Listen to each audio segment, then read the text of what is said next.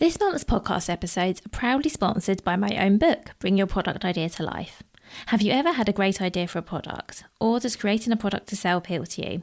Where do you begin? How do you come up with a product idea? And if you have an idea, how do you know if it's even viable? In Bring Your Product Idea to Life, I take you through the process of creating your product step by step. From developing your product idea to finding suppliers and launching your product, we cover it all.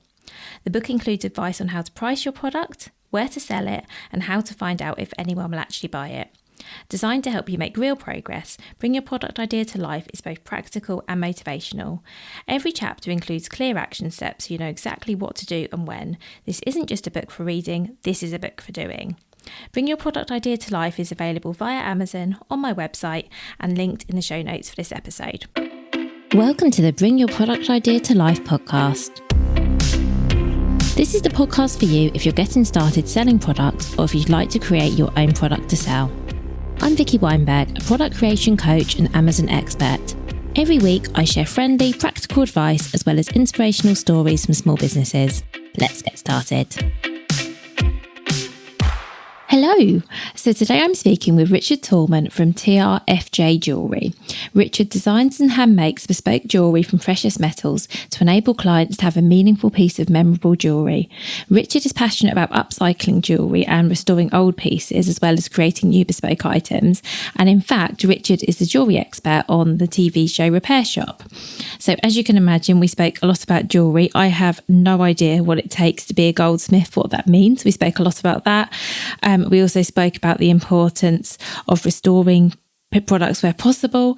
And we spoke a lot about customer experience, actually. And I think Richard shared quite a few things about the way he works and things he does for his customers that I really genuinely think a lot of us can learn from. So I think that even if you think you have no interest in jewellery, this conversation goes well beyond that. And I think there is a lot that you'll be able to learn from Richard and be inspired by. So I would love now to introduce you to Richard. Hi, Richard. Thank you so much for being here. Good morning, Vicky. Thank you for having me. You're so welcome.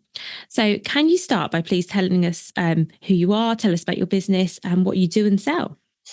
So my name's Richard Talman. My company is RTFJ Limited. We're a bespoke fine jewellery brand. So we are making pieces of jewellery from customized materials to customer design, all in our workshop, which is in East Sussex. I'm also the jewellery expert on the BBC One show, The Repair Shop. Amazing. Thank you. So let's start right at the beginning, because I understand from your website that you were interested in jewellery from a really young age. So tell us about that and how you got interested and what got you started. So from a very early age, only about 50% of the jewellery. So I was one of those kids that collected those things called rocks and minerals and fossils that most people would have seen in their life. Like you see like the rough crystals, you always see them like for sale in some sort of like shops. So that was what I sort of spent my pocket money on. When I went on holiday, my parents would give me a little allowance, and we always used to go to these sort of national trust properties or things that were totally unsuitable for children, but we went nonetheless. And that was what I spent my money on, was collecting these rocks and minerals. And as my passion for them grew, I started to find out a little bit more about them.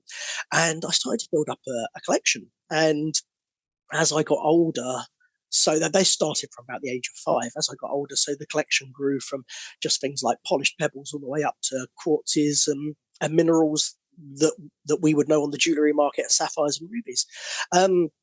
This was also coupled with my late father, being a coppersmith by trade. So he did a lot of sheet metal work. And as an amazing father as the guy was, and I miss him terribly, he wasn't the type of father to engage in what I would call childhood activities like I do with my children. He wouldn't take you to the park or anything. He wanted to engage you in practical things, which at the time was probably a bit strange. But right now I couldn't be more thankful, because by the time I was about 10, I was competently sort of cutting, soldering, fixing metal in the garage with him.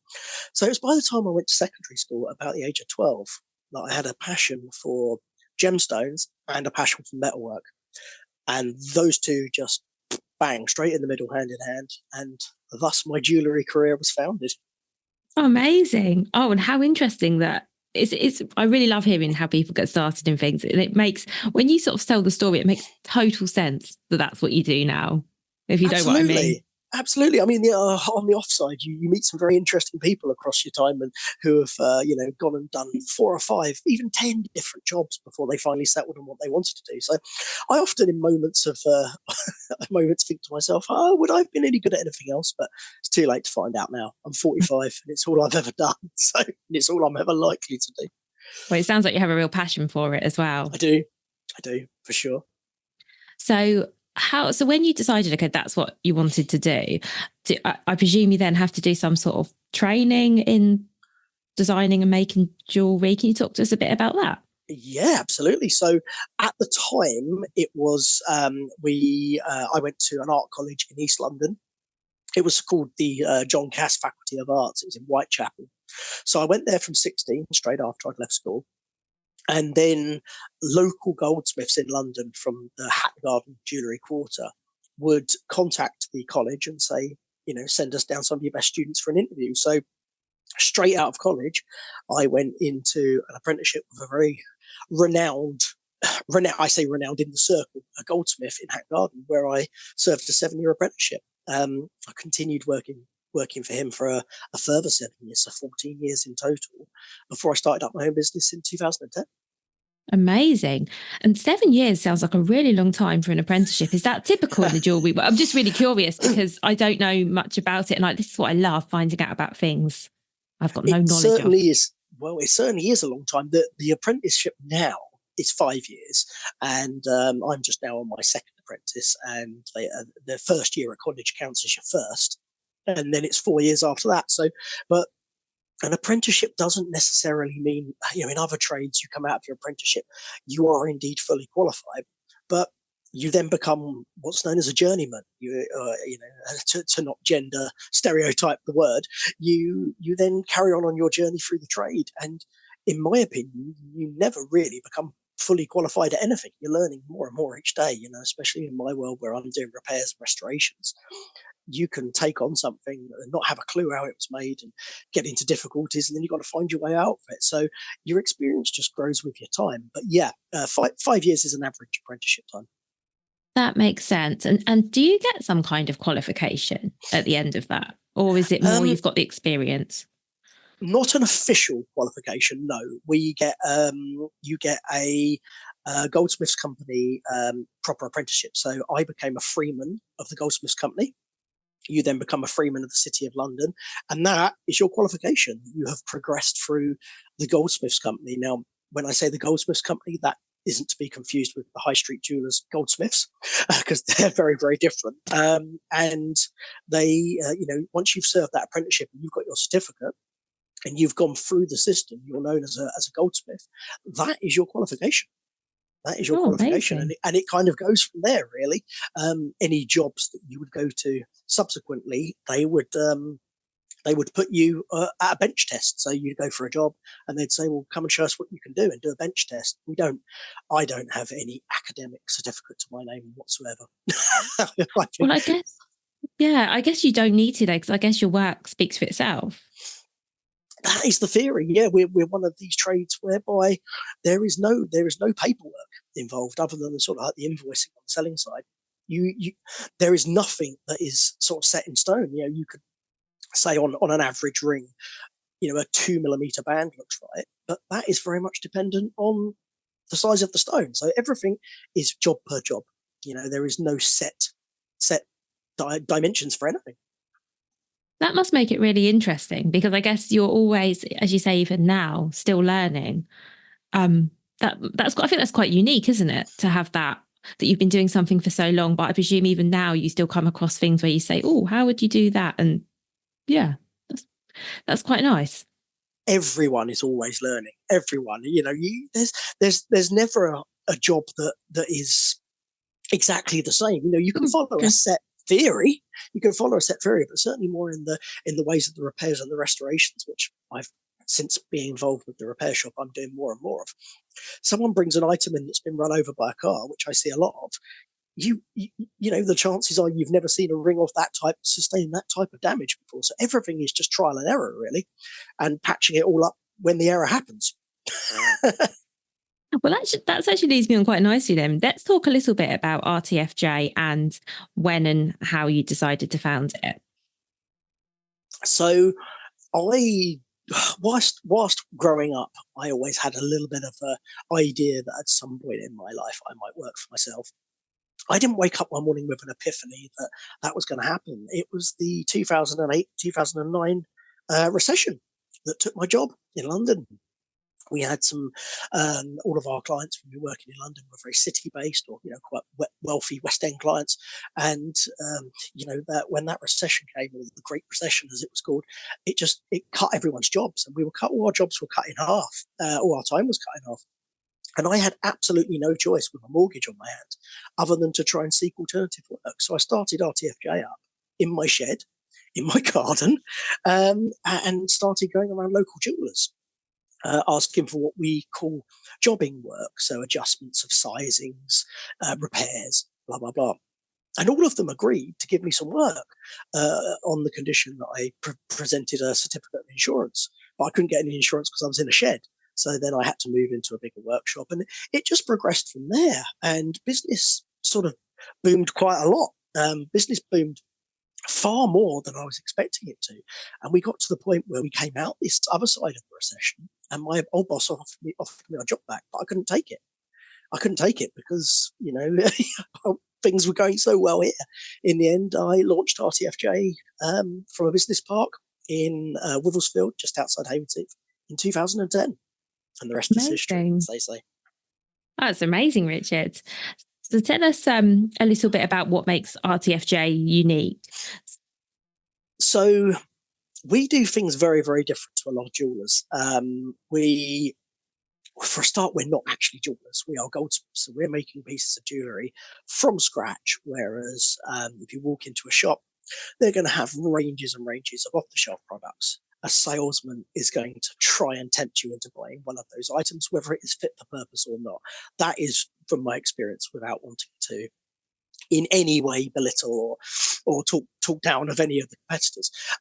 If you do have something you specifically want, in a normal jeweller's, they will produce a catalogue and they will say to you, well, this is available, which one do you want? We do it very, very differently. We make absolutely everything from scratch, from raw material.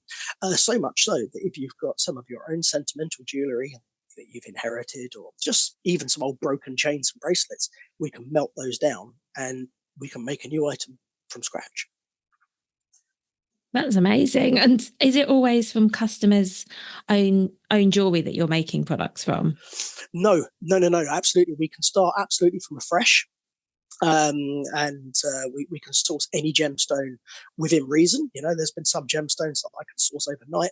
Other gemstones have taken me 2 years for a customer. It really depends on what someone is after. You've got different color saturations, you've got different sizes, but through the contacts I've had over the last 30 years, I'm usually able to source pretty much anything. And then we just source the appropriate piece of metal from our bullion suppliers. Everything is made from scratch that way. Amazing. And so I've got so many questions, but it's so interesting, Richard. So do customers come to you and say, okay, I've got this jewelry and I want it turned into a ring, or I want a bracelet? Or, I mean, I guess that's probably part of it, but what I'm trying to get at, I suppose, is do you also help with like a design? If people came to you and said, I've got this jewelry, not sure what to do with it, but I'm not wearing it, do you work with customers to design something bespoke? Absolutely. That is used to be 90% of our business, but now I'd say it's about 50%. We sit down, we come up with ideas. Sometimes people will have clippings, screenshots from their phone of what they're after. Other people have got concepts that they've drawn up themselves, and we will work through the design. And it's not just a case, we don't just take orders based on a sketch. In a lot of cases, we'll make up all the components we need, and then we'll call the customer back in and lay it out on their finger, even on a piece of blue tack. Which is really, really, really sort of basic primary school level of designing, but it works for us. And we lay all the stones out on a piece of blue tack on their finger. Once they get an idea of what we're after, we join it all together. The stones are set, and 99.9% of the time, the product goes perfectly. You always get those little exceptions where you've got to make an alteration, but yeah, that's how it's done. It's a very hands-on process to the point where I've got a lot of international clients, and a lot of people want you to design their piece of jewelry over a Zoom call like we're doing now. Well, sadly, it doesn't work that way. Even I'm dealing with stones, about the size of this pen lid, and you hold that up to the screen, and you can't in any way, shape, or form get the feel for it. So we do encourage all of our commissions to come and have a bespoke meeting with us at our workshop. That makes a lot of sense, because what you're doing is really personal, isn't it? Because you're presumably in lots of cases taking jewellery that means something to someone and helping them to create something new from it. The good thing about jewellery, or the bad thing in some cases, is every piece of jewellery, or most pieces of jewellery, have a sentimental connection. So you're going to get an exception. Someone who's just bought a piece of fashion jewellery from Accessorize or something that may not have a lot of sentimentality, but everything else, you're talking engagement rings, wedding rings, eternity rings, anniversaries, birthdays, blah, blah, blah. And they all represent certain times in people's lives. And what we see a massive amount of, which is probably one of our biggest commissions now outside of engagement rings, is people coming in with inherited jewellery. So, someone's lost their mother, for example. She's left them a load of jewellery, and they're not going to wear it. The fashion trends back in the 50s and 60s, which most people my age, parents would have been born, is very, very different to the fashion trends now. And people don't want to continue to wear those pieces of old jewellery in the same way they wouldn't wear a dress that their mother wore 50 years ago. Yeah. So, but what we have the pleasure of being able to do, like many other companies don't, is taking that material, unsetting all the stones, melting down all that material and making something new. So when they look down at that piece of jewellery we've created, with exception from the fact it looks completely different, all of the material can be all of what they've inherited, every last bit of it. That's amazing. It's bringing a whole new dimension to something. Because I abhor waste, and there's loads of jewelers. If you had loads, for example, was inherited 10 pieces of jewellery, and you went into a jeweler's and said, I really, really want these made in something new, they would probably persuade you to scrap that gold and use the money, i.e. sell it for scrap, and use the money to purchase something new. Well, that doesn't really work on a sentimental basis, doesn't it? It works on an economical base, but not a sentimental base. But yeah, that's where we differ. We are making everything from raw, and we invite people to watch us as well. I once had a lady, devastating story. She was only my age, and she had lost her husband. Like suddenly, he had got up in the morning, and he said, "I'm just going down to make a cup of tea," and he had a heart attack. Bang! And she contacted me and said, "I've got his wedding ring, and I've got my wedding ring. I want them to just be together. I want them to be melted together, and to wear them as a ring." I said, "No problem, I can do that." And she said, her very words were, "I have no intention of not trusting you, but how can you prove to me that the pieces of jewellery that I received back were what I had?" And I thought about it for a minute, and I said, "Well, come and watch me." She went, "Really?" I said, "Yeah, come and watch me." And she came into the workshop. I set aside the appropriate amount of time, and she watched her two rings. It was very emotional, very sad. Watched her two rings go into a crucible. She watched me put a flame on them. She watched me melt them. She watched me mill them. She watched me bend them, polish them, and it was back on her hand. So she said from that point, she knew that she could carry on looking at that piece of jewellery for the rest of her life with zero concern that it wasn't what she'd asked for. And I wouldn't want to scare anyone listening into thinking that if they did go to another jeweller's and didn't have that procedure, that it wouldn't have been their gold. But sometimes people just need that peace of mind, don't they? And that's something we offer. That's a really sad story, but it's really lovely you were able to do that. I think that must have been really bittersweet for her. Sort of nice, sad, but also really nice maybe to be part of it. Well, it is. And, we've got a range of jewellery now, and I never really wanted to go down the line of memorial jewellery, but in response to our clients' requests, we did. And we launched a range of jewellery called With Me, encapsulated jewellery. And they actually, it's pieces of jewellery where I encapsulate the ashes into a pendant or a ring. And they're always invited by default to watch the ashes sealed within the jewellery. Some people aren't interested. Some people find that completely abhorrent, and there's no way they want to see it. But a lot of people do. And I always make it the last appointment of the day so that no one's pressured. We don't have any, interruptions. And in all circumstances that I've done that, it's almost been like a little party. It's been like a little celebration. You pour them a drink, and I sort of ask them to tell me about the person of whose ashes I'm working with, and it sounds really weird to an outsider for me to say this, but we kind of have conversations with the person. We say, "Oh, I'm just pouring you in now," and then they giggle, and I have a little bit of a giggle, and it up-lightens the situation. So yes, it is incredibly sad, and I've done ashes jewellery for deceased babies, and it's been very, very hard, very, very hard for everyone. But what you've got to look at is you're actually giving people an opportunity of memory, and the memory is very, very powerful.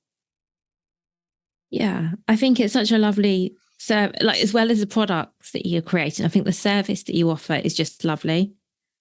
Thank you. I think it's so. Thank you very much. I genuinely think it's so nice that it's so personal, because as you say, I mean, I've definitely had the experience of going to a jeweller's with something, and the exact situation that you mentioned, and like you say, not to say anything bad about anyone who does anything different, but you do often have the situation where you go in with some jewellery and they say, "Oh, you probably, like you say, best thing is to scrap it." And to be honest, in all those cases, I've always just walked away with it and gone, "Do you know what? I don't want to do that." But it's nice to know that there is an alternative. And I would love actually talk a little bit about, and I think you've given us some reasons already, Richard, but why you feel it's so important to keep and restore old pieces.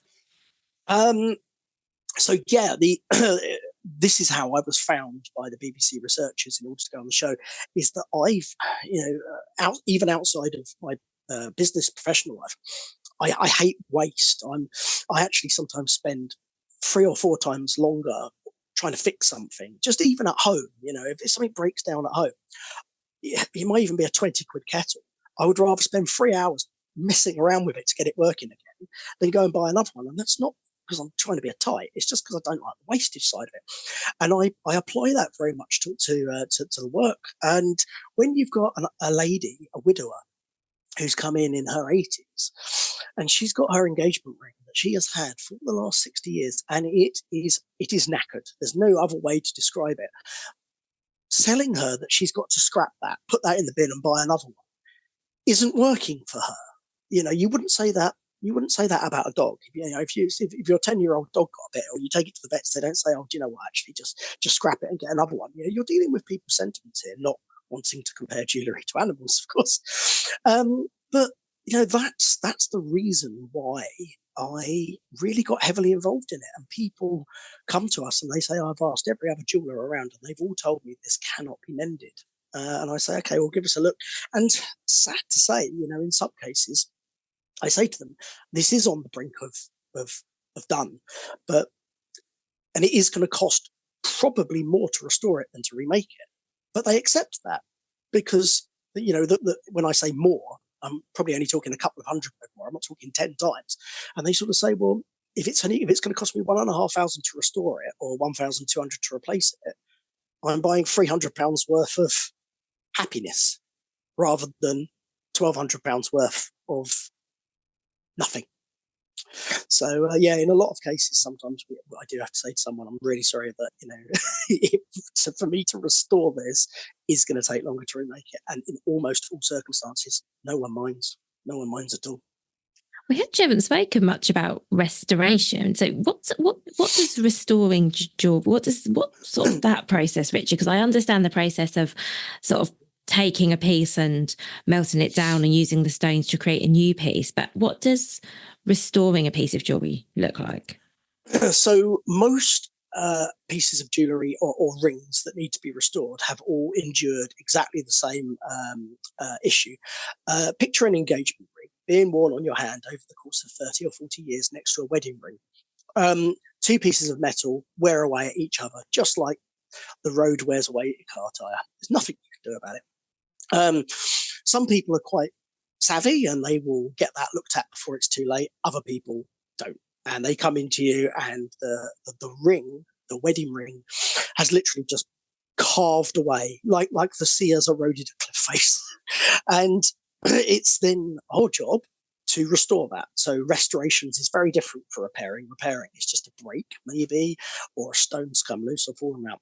Restoring is taking an old worn item and getting it back to how it looked as best possible, of course, because I'm not a magician. You know, you can't get something back absolutely perfect, but you can get it back 95%. And it's and it's just like to give anyone listening an idea. We take say the ring is platinum. I then take, and it's worn away, I then take a piece of platinum wire, which is a quarter of a millimeter thick. We're talking that fine. It's almost like a thickness of a human hair. And you lay it on the spot where it's worn away, and then you fire a laser beam into it, and that melts it. And then you repeat that process for as long as need be. And sometimes it can be days. But again, it's, you know, your time factor is not the thing that's being asked. Most people that come in for a restoration don't come into you with a budget. They come into you with a hope of a solution. There's a lot of care that goes into what you do, Richard. I can tell. There's a lot of care that everyone puts into everything. I won't take the overpraise there. Yes, we do. You're dealing with people's emotions. You're dealing with people's memories, and you know, the world of repairing jewellery or restoring it is very underrated. So people often think that you should give your apprentice or the lesser qualified person the repairs. I completely disagree. I would rather give my apprentice the new work, the new commissions out of new metal, new stones, because if my apprentice is working on a new commission and he melts it or he causes it or breaks the stone, it's cost me. That's all it's done. It's cost me, and I can remelt it, and the customer will still get their piece, and it's no problem. If they're working on a customs piece and they make a mistake, you've got problems. So actually, it is the most qualified member of the workforce that is allowed. Only the most qualified member of the workforce that's allowed to touch customs goods. That makes a lot of sense. And speaking about, you mentioned that you're on your second apprentice now. Yes. So it's having an apprentice. Is that something that, I don't know what we should call you, a goldsmith? Is that something that you would? Is that kind of standard practice? I was going to ask that you would usually have an apprentice that you train up. Is that part? I don't know how part of the. I don't know if culture is the right word, but is that basically something that you tend to have? If you are in a trade, any trade, and we don't last forever. Craftspeople do not last forever. At the very, very best, you've got 60 years in you, and that's before your eyes go. So if you want your trade to continue, you've got to pass on your knowledge to someone else, and which is where apprenticeships come on very well, because they still get paid, and it's a reasonable amount, but it's done, which is why most apprentices, you've got to take them on at 16, because it's 5 years and they're still living with their parents. That's the time, because they're on a low wage, and you can't expect someone who's 25 and got a family to support to live on that wage. But it is essential. Now I've taken 2 on in my own name. I've trained a total of 7. So I used to work for the company in London, so I trained them, but they weren't my apprentices. You can only class yourself as a master goldsmith, like I am fortunate enough to be able to do, once you have trained an apprentice, because you are what's called their master. So it's not like they refer to you as master during the day. It's all very informal. But you have the apprentice, and the apprentice is master. Once the master has seen the apprentice through the journey and they get fully qualified, you can then refer to yourself as a master goldsmith, because you've passed on your trade. And we still pass him. I still work with my first apprentice. He's been with me for 13 years now. He's out of his apprenticeship. He's out the other side. He's fully qualified. He teaches me some things. We all develop little techniques and tactics. It's very important to pass on your knowledge and trade. You shouldn't keep anything a secret. I think especially in a specialist trade like what you're doing, it is really important, because I think that's how some trades die out, I guess is the best way of saying it, isn't it? Because the knowledge isn't passed down, and people stop using those skills. Absolutely. And it's not, I say again here, mainly because I like to think of myself as quite humble. Yes, we have a talented trade, and yes, I feel very, very honoured that people refer to me as such, but so is a plumber. So is a plumber who runs gas pipes. They are incredibly talented. And as time has moved on, some new people training now are using plastic push fit together, whereas back in the day they would be gas soldering copper. Now, if all of a sudden everyone just forgot the old way of doing it, and someone with a house that had copper pipes on it needed something repaired, well, who's going to repair it? You still need to, whilst we all use quicker ways of doing something, you still need to remember the old talent. That's just my opinion for what it's worth. No, I think it makes sense. It totally makes sense. And I think I remember I interviewed someone recently who works in textiles, and she was talking about the kind of weaving that she was using. Basically was a skill that very few, like literally a handful of people in the UK still had. And that she was starting up an apprenticeship to teach people that skill. And I was thinking that's just amazing, because otherwise hopefully, plumbers, goldsmiths, these trades won't die out. But there are definitely some kind of niche areas where if people aren't trained up and the knowledge isn't passed on, it will stop. And that's really sad. Absolutely. And I think you can apply that to lots of walks of life. Let's fast forward 150 years down the line. Manual cars aren't going to exist. Oh, you're frozen. Can you hear me? Can you hear me? Can you hear me okay? Yeah, I can hear you. Internet? Oh, sorry. Yes, I can hear you. Don't worry. I'll start again there. I was like, fast forward 150 years down the line, people aren't going to be able to drive manual cars anymore because they won't exist, because everyone would have gone on to electric. Someone could dig a manual car up in a time capsule and go, oh my God, what's this? So old skills, whilst they might not have a place every day in life anymore, still important to try and put them to practice. And even just once in a while, there's tactics that I didn't train with when I was an apprenticeship that I've now got. Even now, I'll be making something and I think, oh, yes, I could do that 5 minutes quicker. I'm just going to remind myself of the old way I used to do it, just to keep your brain refreshed.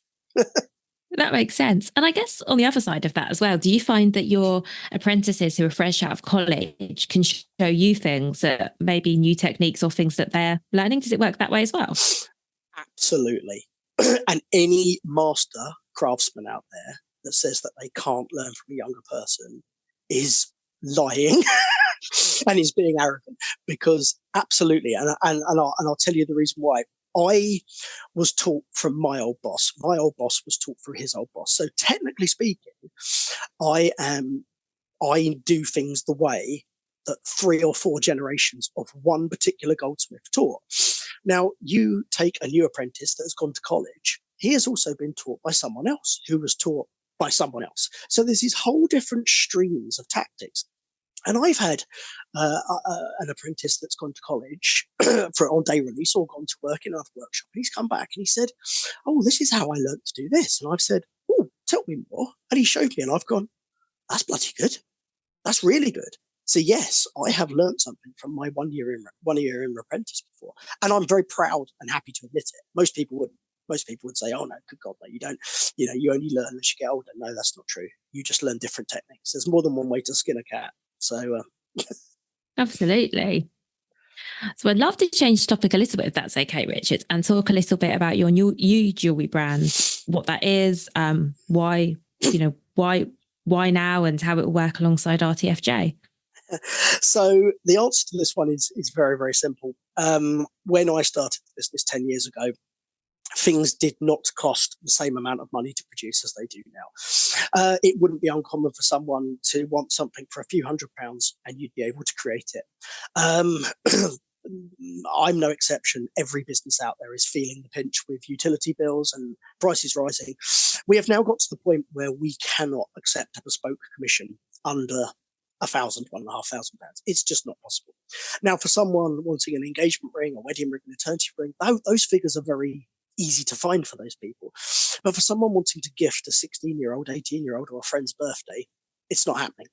So we were having to turn away a lot of our very valued customers because they're coming in and they said, Richard, I want a piece of jewellery for a few £100. I'd say, look, I'm sorry, I can't help you. So they'd get off their poddle to the high street and they would buy a piece of jewellery, which the salesperson had no interest in asking what the occasion was or what the intended use were. They'd buy this piece. 3 or 4 months later, they'd be back on my doorstep saying it's broken. Can I fix it? So what I decided was I need to launch a range of pre-made jewellery not made by us. I have to make that quite clear, because our workshop is kitted up for one-off production, whereas in the mass production market, they're made in workshops that are for mass production. So that's where these pieces are made. But I can suit a price point from £50 to £250. So we're being able to supply people with giftable jewellery that is fit for purpose, because I've looked at the parts where jewellery wears out. For example, if you had a pair of earrings and it's in two pieces and they wiggle against each other, those two rings where they wiggle, that is the part where it wears out. So when we've gone to our new suppliers, I've been making sure that those pieces are bolstered up by 200, 300%. That means that piece of jewellery is going to last 3 times longer. It doesn't cost any more to make. We're just looking for the parts that aren't fit, that make the piece fit for everyday life. And because I never wanted to, in any way, shape or form, with RTFJ, my parent company, if you like, to make anything with mass-produced jewellery, it was a total no-no. I've decided to branch away with a subsidiary brand under another name, whilst it's still owned by the company, and launch it through that. And that product I named Emilice, which is Emilice, which was the combination of my 2 daughters. Oh, that's really nice. Emily and Alice. Oh, thank you for explaining that. And thank you for saying the name. I was about to say, you haven't said the name. I was going to tell you needed to tell us the name, because by the time this podcast is live, you'll have your website up, I presume, and people will be able to come and see what you have. Absolutely. So, I mean, we are the product, the new range, is very much in infancy at the moment. We are looking at retail premises towards the end of the year, but location at second is it's going to be in Sussex. But I'm working on it at the moment. It's a concept. It's a concept that I know can work. I know it can work. And Instagram wise, it's Emily's Fashion, and there's not really much going on the website at the moment. But maybe by the time this is aired, that will change. I think so. And we'll make sure we link to everything in the show notes for the episode so people can come and find you. But it sounds great, Richard. And I think that it sounds like a really sensible idea. If you're having people come to you and they're asking for things that you're not able to do currently, I think it sounds really smart to actually go, okay, what's the solution and how can we offer them something? And I think, because I talk a lot on this podcast about the importance of listening to what your customers are telling you. And it sounds like, you've done just that. You have to, there are certain things that we can't help people with, and there's certain things that I don't want to, because it's just a completely different market. But people are feeling the pinch these days. It is beyond the realms of possibility that people have got thousands or even hundreds sometimes to spend on a friend. £50 is a different matter. That's a round of drinks in a pub, and that's what we want to try and do. Is concentrate on that market. And I'm running it as 2 separate companies, so my eye isn't taken off the ball with what we're really good at. Thank you. And thank you so much for all you shared, Richard. I have one final question before we finish, if that's okay. Of course. And that is, what would your number one piece of advice be for other product creators? My number one piece of advice for other product creators: check your market, check your audience. That's you've asked me the question just to give one piece of advice. No, that's fine. You can give more. I'm going to have to give a few. Check your market first. Check your audience. Check your competition. I'd class those all as one bit of advice. Secondly, once you've got that piece, once you've got that product, once you've got that company, be kind to your customers, because this is something that I have just found. It is so marketing in a way. Everyone needs a website. Everyone needs help in marketing, but marketing can be a little bit overrated. There are people I know that spend thousands of pounds every single month on adverts, but yet on the same breath overcharge their customers and don't treat them well. If you leverage that time that you'd spend on marketing to putting some time and effort into your customers, taking care of them, giving the odd occasional freebie, they will do your marketing for you. And that is how we've become so successful. And I'm very, very glad that we did it that way. And I will always do it that way. I have people turn up at the workshop with a chain that's broken, and they say, "Can you fix this for us? I've been charged a minimum of £50 in the town to do it." And I say, "Take a seat. and I do it and it takes 30 seconds, I hand it straight back to them. Because I've got a rule. If it takes quicker to do the job than it takes me to log it into the system, they get it for free. And that person's then happy, you see. Just a little bit of investment back into your client, and the word travels far, and people look after people who look after them. It does go around in a circle. People say it doesn't. People say, everyone's out for themselves in this world. Well, they might be, but I strongly am a believer that what goes around comes around. And if you're nice to people, people will be nice to you. Oh, I'm a big believer in that too. And yeah, absolutely. And it's funny. I actually was reading something. Actually, a friend was sharing something with me only earlier this week about how they'd had an experience where they kept seeing marketing for a product, and I'm not going to name the product, but they kept seeing the marketing everywhere, all social media and email, and they eventually decided, okay, this is something we'll do, we'll buy it. And from the point of purchase, the experience was terrible. So the communication was bad, it wasn't delivered when it was meant to, when it turned up it wasn't what was expected. And she made a really good point that actually, rather than spend all that money on getting me to buy, they could have put some of that into like a better experience, in which case she would be singing their praises rather than going around telling everyone don't buy from this place because it's not all it's made out to be. And I thought that's such a good point, because fancy marketing, I think people are starting to see through that. And like you say, what people want is recommendations, and people saying, oh, this company were great because of this, or this person really, you know what I mean? That's what people I think are looking for now, because while we've all got less money to spend, we've all been really careful about where we're spending it, and we want to have a good experience. Totally. And that's why it's worked for me. Someone once told me, and there was a business coach quite some time ago, he said, people don't just buy products, people buy from people. If the product's right and the people isn't, they won't buy. If the product's not right but the person is, they will still buy it. People get a personal relationship. There's someone who I buy my carpets from at home. I haven't got a clue what his prices are like in comparison to other people. I haven't got a clue. I've never even looked, because I want to buy from him, because I know that he'll do the job right. I know that he'll do it with the best possible, and I know he's after a good interest. I know he's after, if he sold me something rubbish and didn't deliver on time, that's it. He's done. I won't use him again. So people buy from people, and invest in your customers. It's a really simple mantra. It's not always going to work. I'm very lucky where I am in a trade where I can do something very, very quickly for someone. If I was a builder, I can't pop round and give someone an extension in 5 minutes. But you could do a little something for someone. Yeah, keeps your name running. No, I think that's really good advice. Thank you.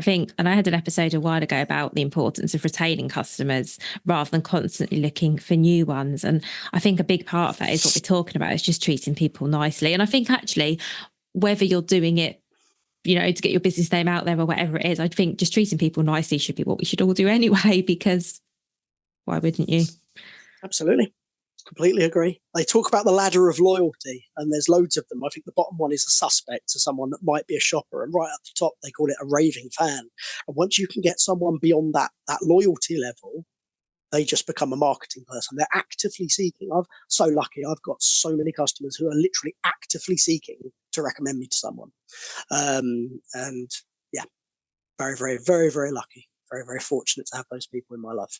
Oh, absolutely. But I would also say that that's deserved as well, because people don't do that for no reason. So obviously you've worked hard at that as well. Oh, thanks, Vicky. Oh, you're welcome, Richard. And thank you so much for joining me today. It's been an absolute pleasure. It's always lovely to talk, and it's even more lovely when people show an interest in what you do. Thank you. Thank you so much for listening right to the end of this episode. Do remember that you can get the full back catalogue and lots of free resources on my website, vickyweinberg.com. Please do remember to rate and review this episode if you've enjoyed it, and also share it with a friend who you think might find it useful. Thank you again, and see you next week.